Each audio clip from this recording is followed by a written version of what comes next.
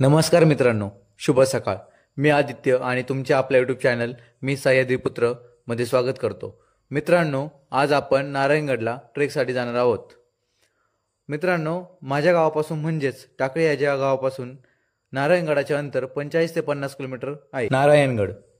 नारायणगड हा पुणे जिल्ह्यात असलेल्या जुन्नर तालुक्यातला नारायण गावाजवळ राष्ट्रीय महामार्ग 60च्या पूर्वेला आहे.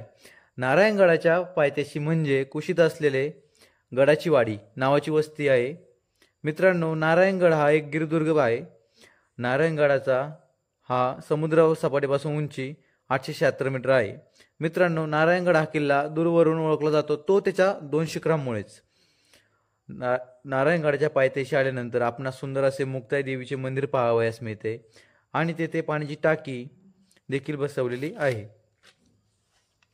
दूरवरून दिसणारा शिवनेरी आणि आजूबाजूला असणाऱ्या अंबाली कल्याणांचा समूह आहे. मित्रांनो, मुक्ताई देवीच्या मंदिरामागूनच गडावर जायला सुंदर पायवाट आहे. अलीकडील काळात तेथे नवीन दगडी पायऱ्या बसवण्यात आलेल्या आहेत. मित्रांनो, या गडावर छत्रपती शिवाजी महाराज यांचे वास्तव्य होते असे सांगितले जाते. तसे जर पाहिले तर जुन्नर शहराचा इतिहास अत्यंत प्राचीन असल्यामुळे आपण नारायणगड हा मध्ययुगातील आहे असा अनुमान लावू शकतो.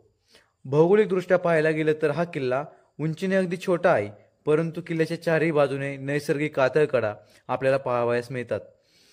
आपल्याला गडावर जाताना खोदून काढलेल्या पायऱ्या दिसतात. बुरुजाचे अवशेष आणि तटबंदीच्या खुणा देखील पाहायला मिळतात.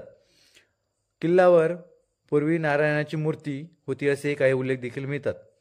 या गडावर पुरातन लेणे व पाण्याची टाकी आहेत.